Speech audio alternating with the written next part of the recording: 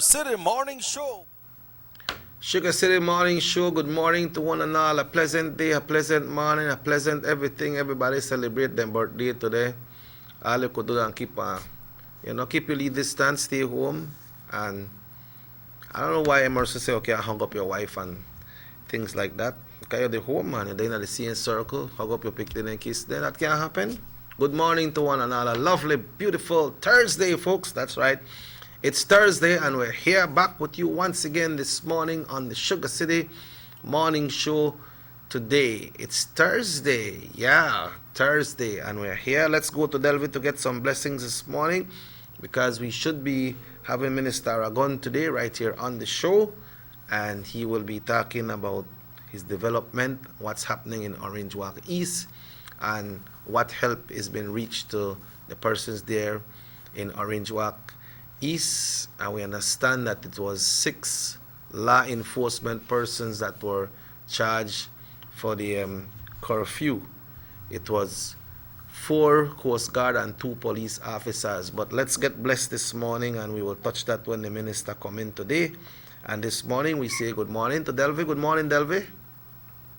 Good morning, Mr. Checky, and good morning to everyone listening. Okay, it's a lovely, beautiful morning. It's Thursday. Yes, it is, Mr. Checky. Another beautiful day, thanks God.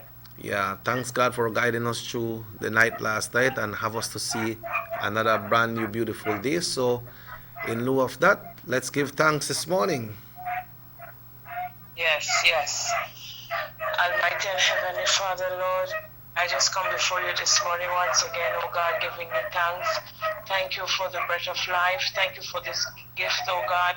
Thank you that you have blessed us once more, that we can see, we can hear, Lord. And for those who don't, Lord, I just pray for peace in their souls. Lord, I just want to give you thanks, oh God, for how wonderful, how amazing you are.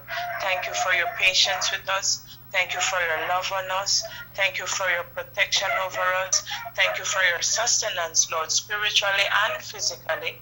Thank you, oh Lord, for your healing.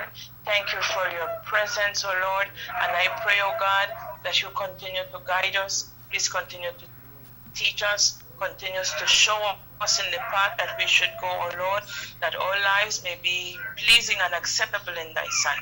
And as we go about this day, Lord, I just pray that it just be a little bit more of you in and through us and a whole lot less of anything else, because you are our Father, and I thank you for loving us so much, O Lord. Please continue to guide us and to bless us. In Jesus' name I pray. Amen. Amen and amen and amen. And thank you for all the amens all the time. Amen. Yeah. Well, it's Thursday again, girl. Yes, Mr. Checky. It's Poem Thursday. Yeah, it's Poem Thursday. So what will we share with our viewers and audience listening to the radio as well today? All right. I'd like to share. This is a new one. Oh, good. I actually shared it in the Wednesday one, but I wanted to share it for others who for everyone else then. Okay. So this one is entitled Same Difference. Same difference. Make we hear then. Yeah. All right. 2 eyes, 2 feet, 2 ears, same teeth. 2 hands, 2 nose, 10 fingers, 10 toes. 1 body, 1 heart, 2 lungs. The man in the White House is no different from the man with a gun. Brown skin, white skin, yellow skin, and then black hair, blonde hair, yellow hair. It's still hair, dear friend. I look at you and you see me as different. And you look at me and I think the same. Casting judgment before slowing down to even ask what is your name. For we are all people, wonderfully and fearfully created by the hands of God, his best and worst creation. For that we get no applaud. The same tongue that blesses here in church Sunday morning curses out a neighbor by noon. The same hands that pay tithes deny water from the streets I do. The same heart that sings hallelujah on the choir sleeps in a separate room than their spouse. The same voice that speaks loudly to the multitude goes back home to a place as quiet as a mouse. So I pray, take us back to the garden, Lord, where we first believed. Take us back to being human, when you first created Adam and Eve, before sin separated us, before we lost the true value of life. So this is where we are now. Deliver us from the hate among us and the bitterness and strife, for we are all the same kind of different. Okay, when that song, when that poem they started, don't sound like one nursery rhyme song. You could make out of that, girl. Not true? Serious. It really sound like when we used to hear the Lee song, head, shoulders, knees and toes. We still hear the songs, These and those. you know? I The way how it's set up, you know, that's getting closer and closer to the project. You know that our range work right now, but we really can't do nothing right now, say all of this thing when it happen, right? But this the next one that you need to bookmark. All right, Mr. Checky, Yeah. definitely. We are make something happen, you know, Delve. We are make something happen. It's just God's timing, Mr. Checky, and you know. Yes, man. I will I have. feel all around the globe. When I write these, I don't know. I enjoy poetry, you know, and sharing them, giving light to God makes it even more, you know, special to me because we need her now more than ever. So. Yeah, you see, sometime when you want to get through a message to somebody, you could talk to them, you could write them, you could phone them, you could text them, but it's much more easier to get a message to in the form of a song, you know, because one time people hear the melody, that hit our brain and open up our mind when you hear the melodies there, and right there is where the lyrics comes in, you know. Yes. Yeah, but so everything good home? Yes, thanks God, we are alive and well, you know. Everybody's okay over this side. Thanks God. Okay, that's good to know.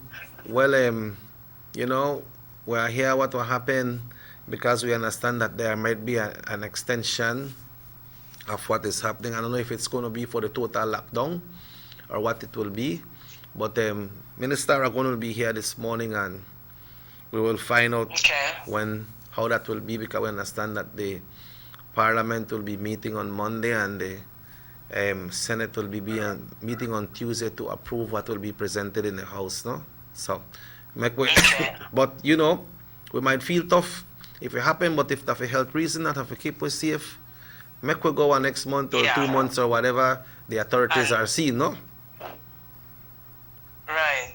Yeah, we give that. Yeah, make we finish deal with it one time. Yeah, make it finish complete, and when time you open back, you know, time will be like, you know, almost normal, but not normal as normal, you know. I don't think we are gonna that same kind of normal after this, Mr. Checky. It's going to be, we have a new normal. Yeah, we have to be very protective to ourselves and others that are around us and people that we are in contact with, you know. Definitely. Yeah. Well, thanks again, Delve. One day at a time. So. Yes, one day at a time. Okay, I go more one day at a time. That just like if you have your speed. Yeah. If you have your speedometer up on your vehicle and it say 60 miles per hour and then got it tied on there, you can't go more than 60 miles per hour. You know? Yeah. Yeah, you're moving 60 when you should be moving 30, you know? Yeah. Don't push it, don't force it. It will happen naturally, but you have to do your part as well, right? Yes, Mr. Checky, definitely. All of us have to do our part. All right, well, thanks again, Delva, and have yourself a wonderful day. And if the good Lord so will, we'll get some more blessings from you tomorrow morning. And thanks for making yourself available every morning. Well, we have both of us to be used by him, Mr. Checky, so. Yep. Yeah, so we have a blessed day as well. All right, sure. Thank you very much. All right, folks, that was Delve blessing us this morning, right here this morning on the Sugar City Morning Show. It is 12 minutes after 7 o'clock, and we had a power outage last night. We'll be going to the weather report coming up very shortly. We had a power outage last night. I don't really know what time, but I know I had to wake up because of the heat. But about 10 minutes ago, the Belize Electricity Limited, who are the ones that are responsible and give power to us when it comes to electricity, they did a release. They say BEL has dispatched crews to conduct repairs to a transmission structure near San Esteban in the Orange Walk district, responsible for a country-wide power outage.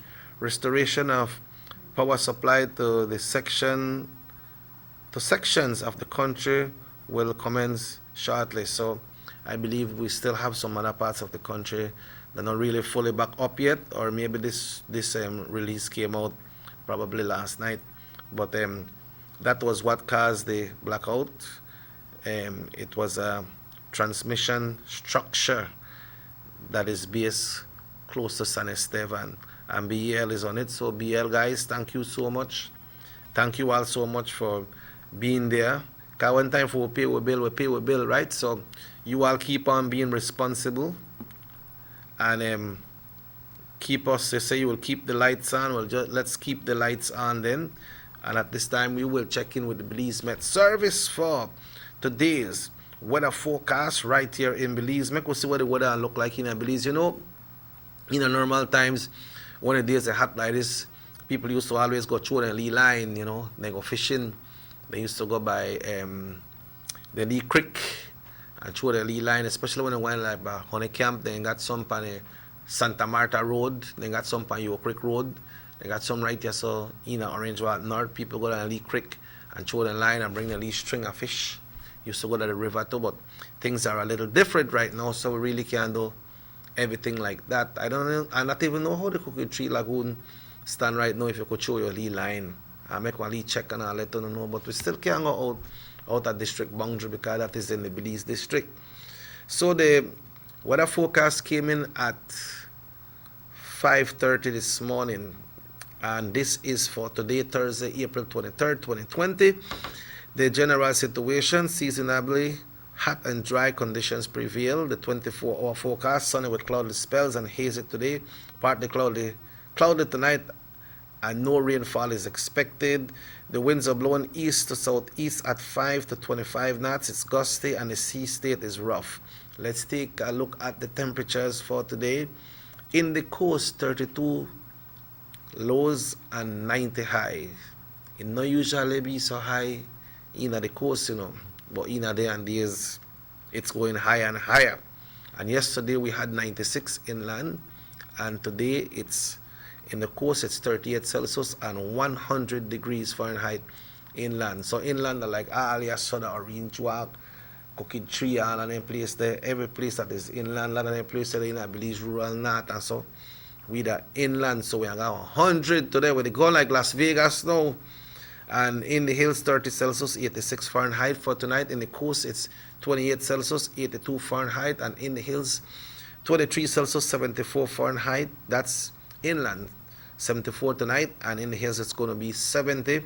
Advisories, alerts, watches, warnings, small craft remain in effect for gusty winds and rough seas. Heat alert, that's a big one, folks, remain in effect, especially for inland areas, and that the right to be there. So don't make the picnic and run boat one Latina sun. You know the picnic and a holiday right now, and they feel so loose, they feel so open, so no got them run boat in a lot of sun right now because it's a heat alert. The outlook for Friday is for continuing hot conditions and chance of inland isolated thunderstorms. As we now look at the, I can see this again.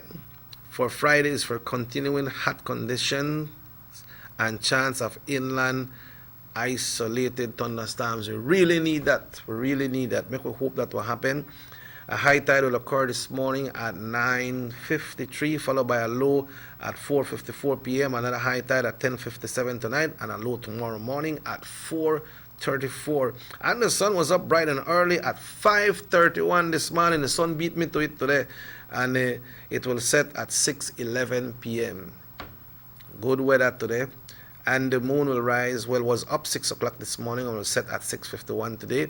We so like to thank Francisca Wellington and everyone there at the Belize Met Service for this weather report right here. And we are so glad that we can read it with you. We want to say once again good morning to everyone there in PG, Stan Creek, Placencia, Mango Creek, Belmopan, San Ignacio, Santa Elena, Benquevejo, Socots, everybody who watch in the Belize rural north area. Hey, you know, big up Ladyville as well. Good morning, Miss Rosita. They are in Ladyville, hoping you are doing fine, and everybody else viewing the show. We got our friends in Barrel Boom as well. I want to say good morning to my family there in Barrel Boom. Good morning to you. All the folks in Cookie Tree, Mascal, good morning. Orange Walk, Carmelita, Corozal, San Pedro, Kikaka, good morning. And we cannot forget our friends here in California, waking up bright and early, to Mr. Robert Gillett, to Miss Olive, to Doc, to Uncle Kirk, good morning. Good morning, sir. Hope everything is fine. Hope everything is well with you all. Waking up, and thanks for viewing the show. And folks, Minister Aragon will be coming on the next segment. It's now 18 minutes after 7 o'clock, and we take our first break of the morning. And when we come back, we will be joined by Minister Elodio Aragon right here on the Sugar City Morning Show on Nortevision Channel 10. Our economy benefits when goods and mobile services get to their destination quickly. When citizens are able to travel without frustration and undue hurdles, everyone benefits as well. The government of Belize is happy to announce the imminent upgrades to the Carazal-Sartaneja Road. 27 miles of road will be upgraded to paved standards and will include the replacement of 2 ferries with new bridges. Why is it that we're going to invest in Sartaneja? Why is it that we have to take $50 million to invest in an area where we do not have a political directorate? We believe that as a government, we have to provide a service to all Belizeans. Well, this for the village of Shunosh is a big advantage both ways. Sometimes when we got sickness, we got people sick at the clinic there, women. When we reach at the ferry, can't pass 45 minutes, have to wait. So now this road will benefit whole village, Shunosh, Sartaneja, and Copperbank, and part of Progreso too. Well, it's really important for us. I know that our village is not so much developed with tourism because it's a remote village. And for that reason, we don't have a lot of tourism over there. But now with this upgrading of the road and the pavement of the road, I think that, I believe and I think that it will be much beneficial for us and for everybody. More for Belizeans, more for Belize, the government of Belize. Moving Belize forward. The San Ignacio-Santa Elena Bypass Project is now complete. The transformation began in 2012, and now residents of the Twin Towns and visitors alike are enjoying the end result. Works include the full pavement of Lamalus Boulevard, along with 2 miles of sidewalks and drainage, LED lighting, and a roundabout at the entrance of Santa Elena. The Twin Towns now boast the longest and widest bridge in Belize, immune to flooding from the occasional rise in water levels of the McCall River. A bypass road was also built linking the new bridge to Joseph Andrews Drive, which was rehabilitated, as well as 1 mile of pavement, a median, and 2 miles of sidewalks and drainage. This was all done to the tune of $34.8 million. But that's not all. The project was extended due to savings from the successful execution and implementation of the initial scope of works. Now over 2 miles of additional roadworks will commence, including George Price Avenue, Liberty Avenue, and the George Price Highway between Three Flags and Hawksworth Bridge. The government of Belize, moving Belize forward.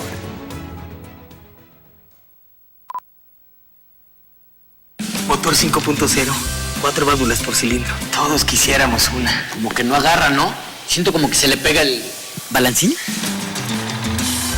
Vamos a darte el aceite que te mereces. Vas a correr como rayo, preciosa. Los que oímos más allá de las revoluciones, hablamos máquina.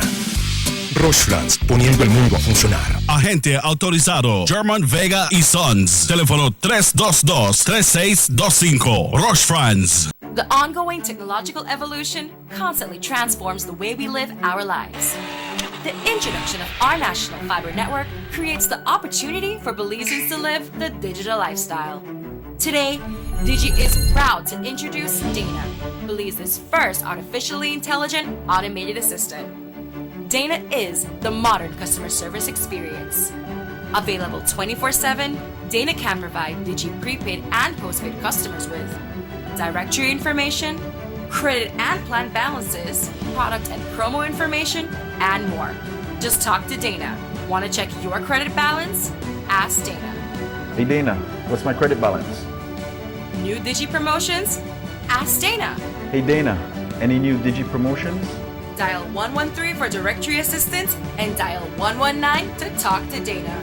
Digi remains committed to introducing the latest in cutting-edge technologies, transforming Belize one technology at a time. Try Dana today. Thank you for calling Digi Customer Service.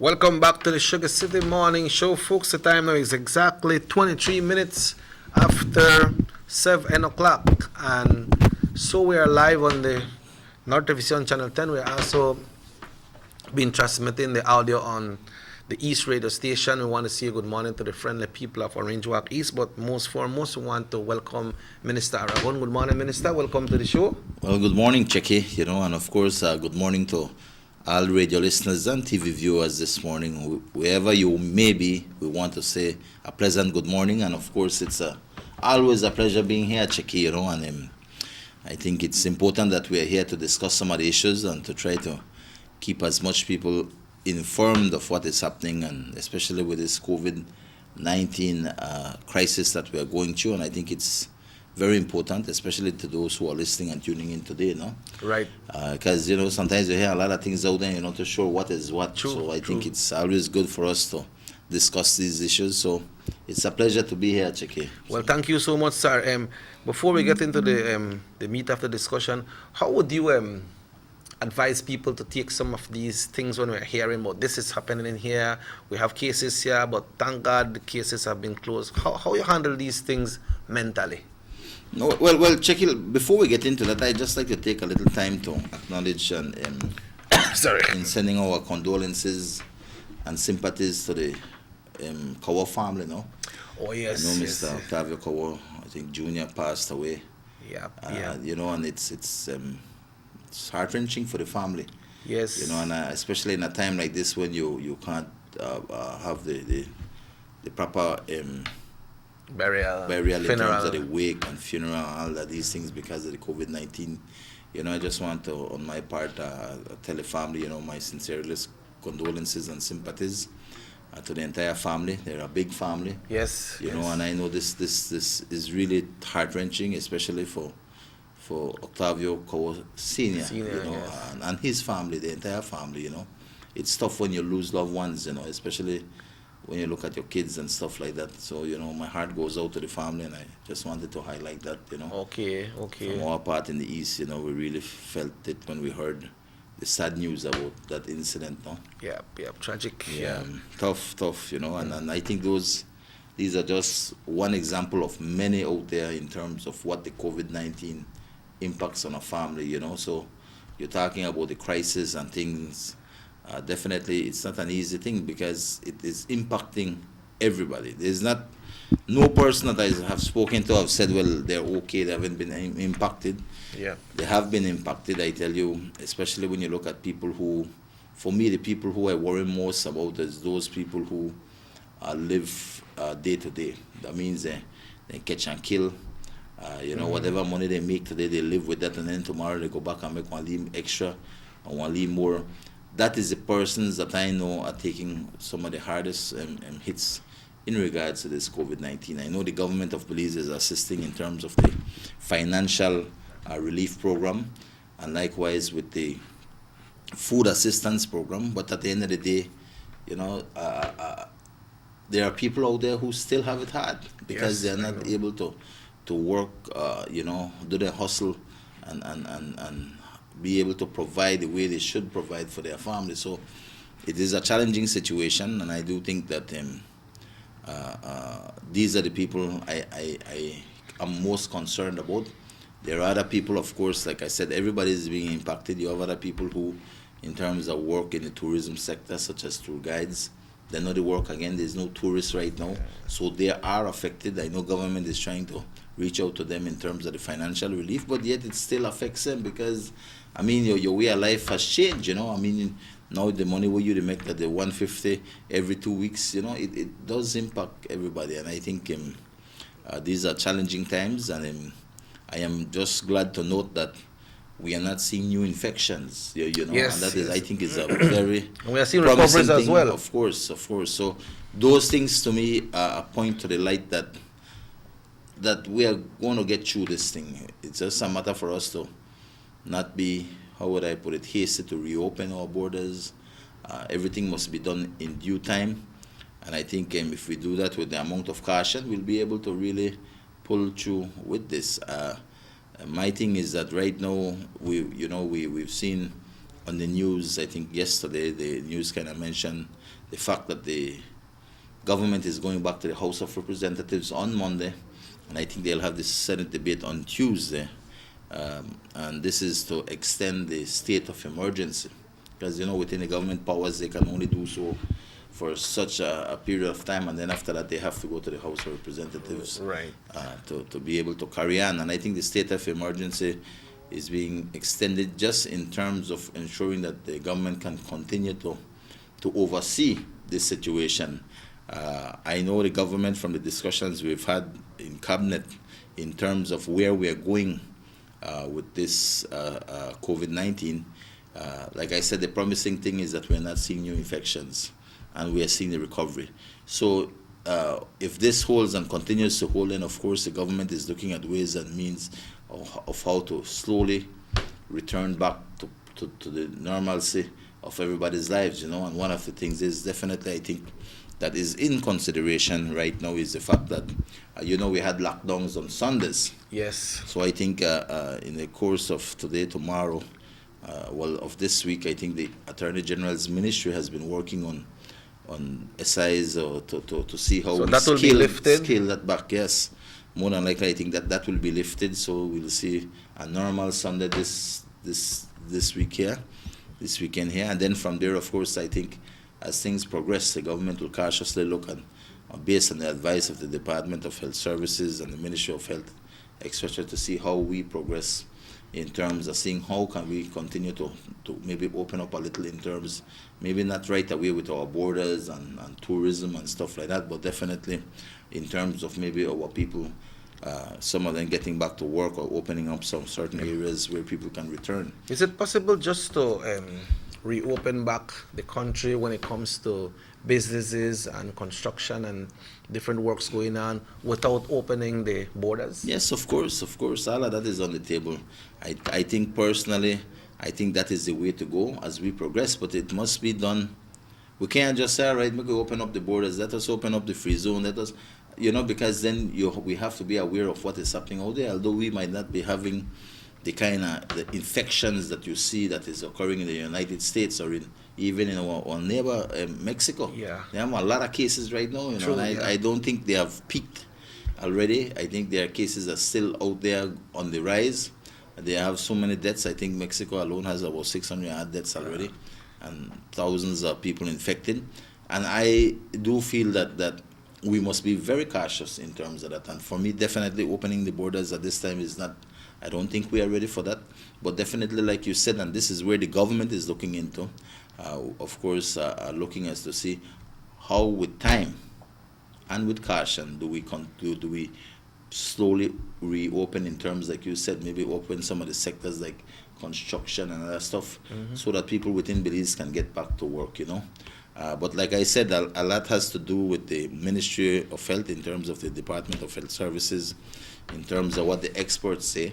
Yeah, and I am optimistic that as we progress, if we continue to hold like this, I think definitely we could begin to look at how we slowly get back to normalcy now. Yeah, but also like you mentioned, Minister, that Sunday we might go back to normal Sundays, but that doesn't mean that people just will get loose and say, oh, well, we're free up on Sunday Yeah, now, yeah, so no, we come no, out no. and we could do, because we are still under this state of emergency, right? Exactly. That's That has just not that the lifted. Sunday will not be locked down. That's right. That's right. So, basically, we are taking small steps here in terms of looking at that. But definitely, it's not for somebody to say, well, you know what, this thing over Sunday, so if I go back, we could do what we want. The state of emergency still sits there. It is still there. That is why they're going to the House on Monday to enable to extend the state of emergency. And I think that it is very important for people to understand that, yes, this COVID-19 is not something that we could say, well, we over this thing. No, none at all. I mean, if you look at the great United States, they even have, there are big discussions that Trump is having as to he wants to reopen the economy as soon as possible, but it has to be done properly. And I think there are contentions there in the United States in terms of differing opinions, and I think throughout the world, every country has to look at their own unique situation, and based on that, their unique situation, they can then make decisions on what is best for individual countries. So I think it goes down to the government, and I think all the people of this country is expecting is to see a responsible government, and a government to make the right decisions in how we move forward with this COVID-19. But it is not for anybody to say, well, you know what, we get over this, we could now move about, we could just do what we want. Because we have to be aware, this virus, we are hoping that it's we not got new infections, but you never know. There are people out there who might have it and even know they have it yet. True, so I think we are still at an early age in us to discuss anything about opening the economy to the extent that we say we are make direct changes right now. I think what we can do is begin to look at the kind of restrictions that we have put and slowly see how we could retract on some of these restrictions. And I think that is the way to go right now. And so we look forward to looking at these things now. But this Sunday lockdown, you are only mentioning it right now. It's not official well, yet, right? I'm not the Attorney General, but definitely these have been some of the discussions that we have had, and I am sure that the Attorney General's ministry is looking at that, and I think tomorrow that should be known, no? So we need to wait on that official report before people say, okay, we could just come out Sunday and go back to normal, no? Yeah, definitely. I'm just mentioning like that to give a clear example of how the government is looking at how we scale certain things back, Yeah. So how about the curfew that remains? Well, the curfew remains as such. Yeah, and the one for the persons up to 16 years from 4 o'clock in the evening until 8 o'clock in the morning, that remains. Yeah, that remains as far as I know. But like I said, definitely we have to wait to see what the Attorney General's ministry puts out. And I think what he puts out will be basic and simple. So tomorrow we should know for sure. But definitely one of those things that I think will come out is in the fact that we will look at having a normal Sunday now. Okay, sound good. Yeah, in terms of within the state of emergency, Yeah. Minister, there and days, we got a lot of heat. Yeah. We're there at 104 degrees. Days past now, we are at 100 degrees. How we stand with water in your area? Well, it's always a challenge around this time because, in the past, last year we had a drought, we can call it that, and that affected a lot of farmers. It has affected a lot of people in terms of the rural communities, in terms of their water supply. So it is a concern and an issue. I do think at this point in time, I know certain villages are trying to curtail in the use of their water to ensure that everybody will be able to have, as we progress with this drought, because, Checky, I don't have to tell anybody this. You go out there, you feel the heat out there, there's serious heat out there, Yes. I think it reaches over 100 right now, or at least close to 100, or I think thereabouts. So it's very, very hot. And of course, you have a lot of fires out there right now. Cane farmers are burning. You have a lot of people out there who put fires unnecessarily.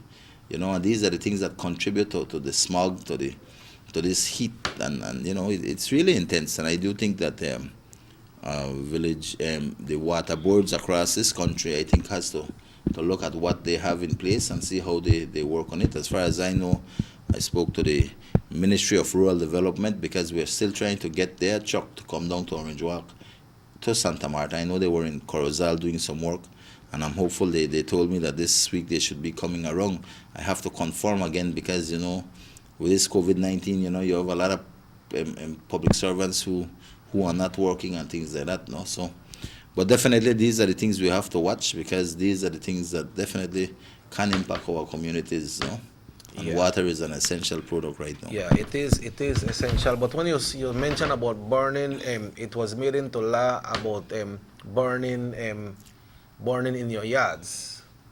People clean up the yard, they rake up the leaf grass and leaf on a tree, and people just want to light it. That is illegal. That is illegal.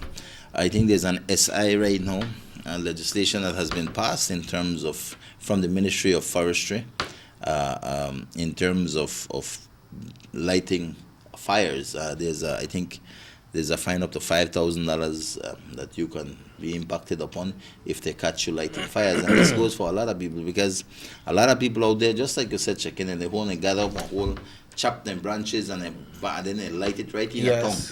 You know, these things are illegal, you know, and if people report, and it comes down to reporting, people must report it. The police has a duty to ensure to go there, because it is an offense. It is not something that people would say, oh, that's for fire, for the fire department for worry. No.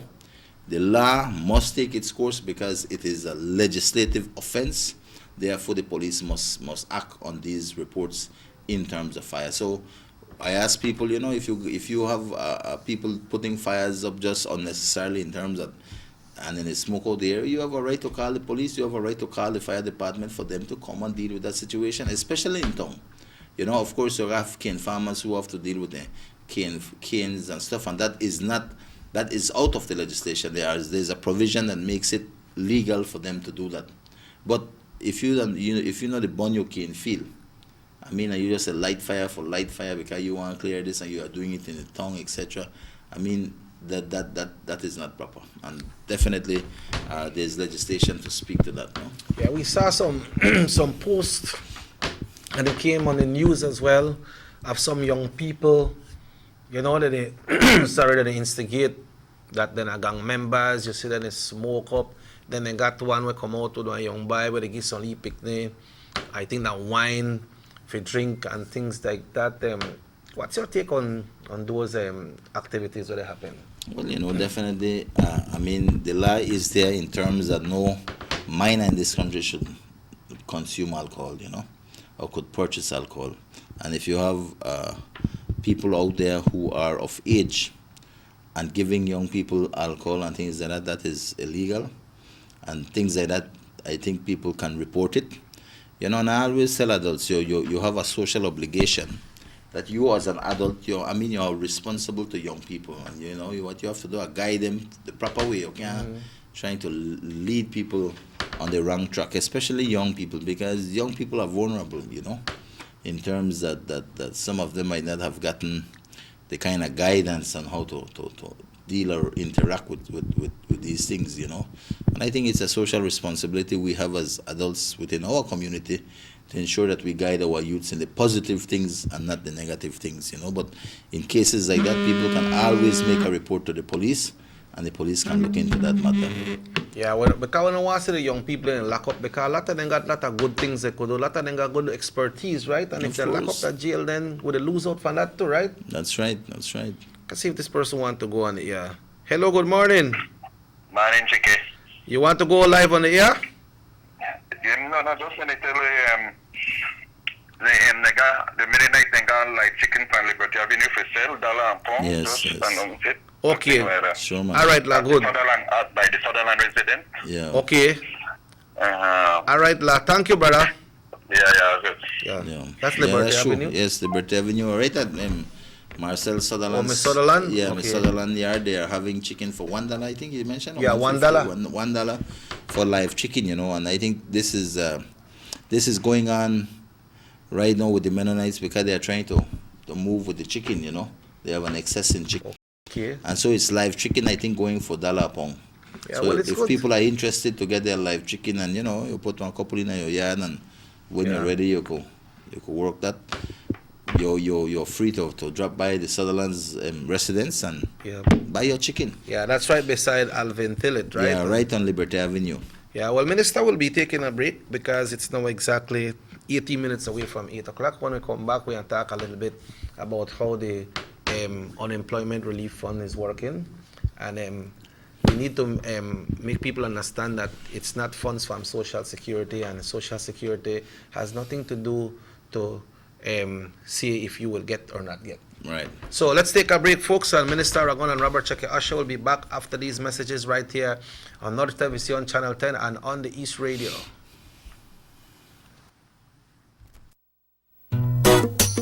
Someone come? Yes, someone coming. Let's go.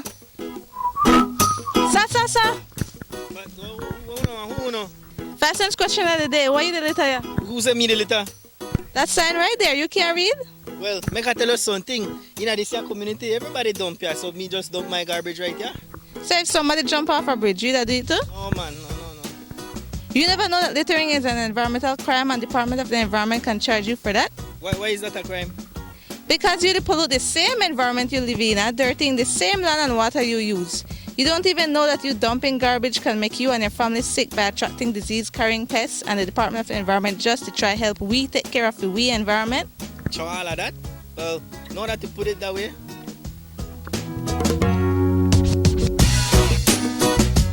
Thanks for your 5 cents, brother. That's 5 cents question of the day. This message is brought to you by the Department of the Environment.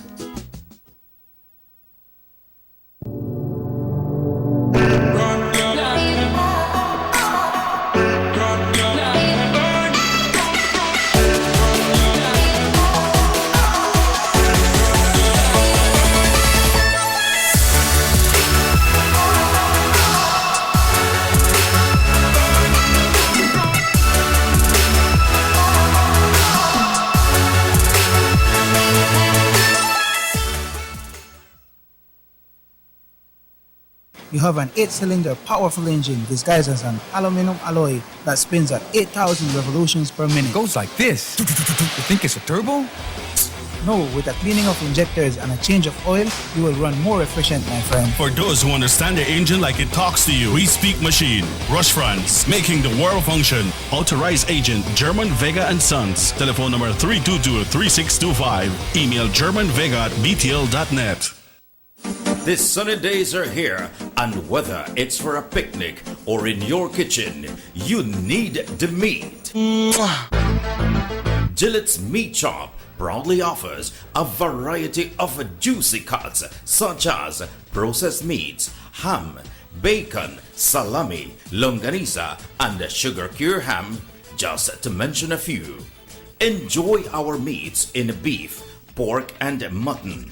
So for that healthy cut your family enjoys, visit us at number 18 San Antonio Road in Orange Walk from Monday to Friday, 7 a.m. to 12 p.m. and 1:30 p.m. to 6 p.m. Saturdays, 7 a.m. to 12:30 and 3 to 5 p.m. Sundays, 8 a.m. to 11:30 a.m. Place your orders at 322-3486 or 322-2175 or even 610-4061. Send us an email at derekgillett31@gmail.com. Gillette's Meat Shop, fresh and processed meats. Ay, qué rico.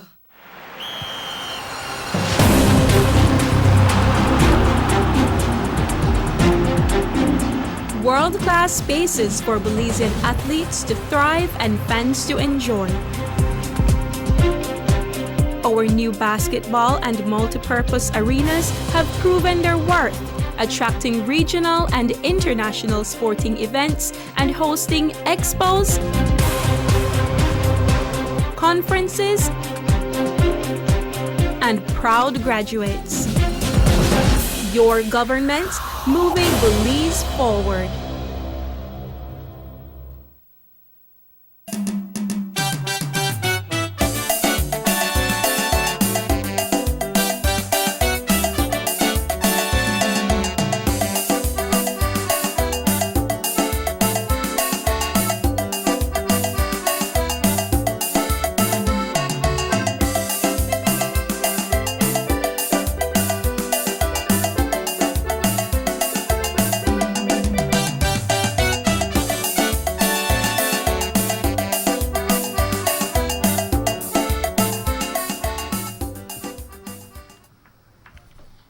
Welcome back to the Sugar City Morning Show. Welcome back. It's now exactly, let's see, 30 minutes away from 8 o'clock. Minister Aragon and Robert Cheque Usher on this Thursday morning. Minister, the relief fund, the unemployment relief fund has opened. It has started. Persons are receiving their taxes to go to financial institution and pick up their little contribution from government, no? But some people are saying that this thing is tough because social security this and social security that. What are your views on all this that is happening? Because some people they get and some not they get right away, no? Well, what has happened is that the government is using the social security platform in terms of as social security as a vehicle to be able to look at the processes in terms of who qualifies or doesn't qualify for the financial relief, right? This has been going on from when the Prime Minister announced it, and I think the Oversight Committee launched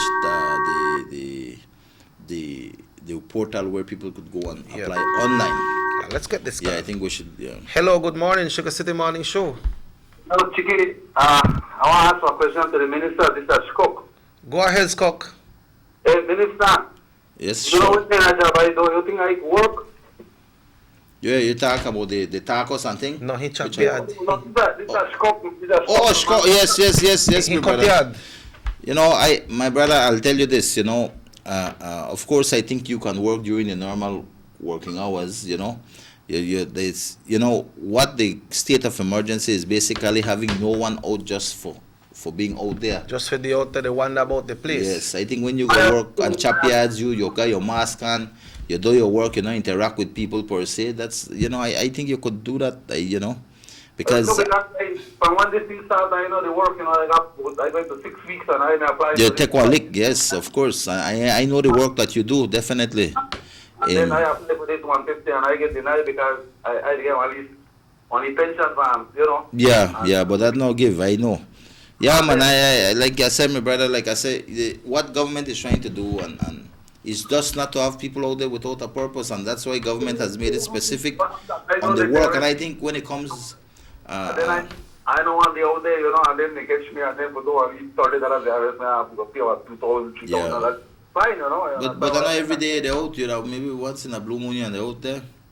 That's something we're tough, you know. Like I tell people, you know, I think the legislation speaks, the SI speaks on the major industries, like in terms of construction, in terms of when you look at the call centers, all of these things that are now not operational to a large extent because of this, you know, how people where they assemble at these things, and it is done in terms of trying to ensure that we don't have a large cluster of people together, you know, to reduce stuck in a one man. Yeah, in a one man work, you know, and No, me that too, me and my grandson one job, right? Yeah. Okay. And I know that you know, the kind of work you do, I know it doesn't come, you know, there are a lot of they chop 1 year. The only thing when do, I won't say a problem with it, you know, and I know that you have to live, but like I said, the legislation speaks directly to the big businesses, and of course on all the small ones. That's why I think we had last time somebody called and say if they could continue with construction work, they can't, because the law speaks to it that they cannot. And like I tell people, you know, we live in a real world, but my brother, that's something you have to look at, and you make that decision, you know. So I could continue, I could start to work. Oh, I put it to you. How you that put it to one, Checky? Well, I believe if you need for work, it's a essential thing, no? And I believe I just say, man, if you go do your work and just not got too much people around you, because that is what they are trying to avoid. They're not just like stop people from working, but they try to avoid a lot of people gather in one area. Because then only 2 away one work, right? And then the 1 yard, and then one catch one side, and then one catch one side. When we finish, we gone, right? You got it somewhere, right? But I'll advise you to check with Mr. Kokom too, and ask him if he could give you that forward, no? Okay. Check with Mr. Kokom that the police station, so you're not getting no problem, right? You're not going to put him number to plan. That's my No, I don't really have the number. I'll text you the number. I'll text you the number, brother. I got your number and text it to you right now. The minister text you the number, so you can talk to Mr. Kokom, and I believe he will give you a better idea, right? All right, Minister. All right, sure, man. Yeah. So like I was telling you, Chicky, in terms of the financial assistance that government is doing and the portal that they open up, Social Security is only a vehicle where all of these applications go to. They have nothing to do to see if you are approved or you're not approved, right? None at all. And I think that goes to the oversight committee. As far as I know, I think we have at least nearly more than 30,000 people who have been approved, who have been processed and approved. There's still another maybe 20,000 people more to be looked at or more. So those things are happening, and I know that lately I got a lot of calls where people say, Mr. Aragon, I checked the system because it's within the portal, they now put up within the web page where you could have applied. There's also a new segment of that website where you could put in your name and things, your social security number, and then they tell you what is your status, Right. That was put up, but that had glitches, and I confirmed that because a lot of people put in and they say, oh, you're not qualified. Not qualified, their message came up stating that. So a lot of people were of concern, and I double checked and I have to find out what was going on, if that is the situation or what. And I found out that portal had a glitch, and so I think it's also a press release has come out informing people of that situation. Right. Hello, good morning. Morning, Chicken. Morning, Minister. Yeah, good morning, my brother. A lot of the conversation happening right now is about the unemployment assistance, its approval, and who has been approved, and who to get, who not to get. But in the concerns of the society, I have a few people that are asking, and perhaps this should have more inclusion in our conversation. It's the renting community. You have thousands of Belizeans rent. Some rent by week, some rent by month, and both the tenant and the landlord appear not to fully understand what is the policy regarding that as it relates to the government's relief or whatever it can do. I believe that people that rent weekly are well behind, and the $75 a week for a family of four that just for eat and already are behind in their rent. And the landlord, from what my understanding, speaking to some landlords, they are not clear what the policy is, and they are not clear from when to when. So perhaps in the conversations, this should help with the renting community who are concerned because they are already behind in their rent, and the $75 a week of eat, and blah, blah, blah. Perhaps more conversations should happen to what is the legal situation, what the landlord can do, what the tenant is entitled to.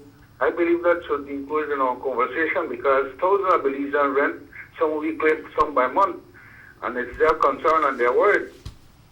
Yeah, I think you raise a very important concern because it is important for the tenants and it is important for the landlords. What I will say to that is that at this point in time, in terms of this COVID-19, it has impacted everybody. So, and definitely, right now, the one person want me to make $300 a week based on the fact that they work with a tour guide. Just let them use that as an example. They get that kind of money now, and all the 150 that government is assisting with, that like the caller rightly said, that 150 is when you look at the bigger scope of things, that go for food maybe only. Yeah, but that reach out to paying the rent and other. Yeah, but that threshold of 150, Minister, that you could reach more people to, right? Of course, and to try to help as much as possible. But what the caller is saying is I think is a very valid point because when you look at people who owe loans, the majority of our working Belizeans owe the bank for a mortgage or whatever. At least the banks have now put a hole in terms of interest and principal and all of these payments that has to be done. What I think most of them have put for 3 months. But what happens to the rentals, right? People who are renting, what happens to the landlord where he now they collect because the man know they make the money, he can't pay back? I think that is a very valid concern.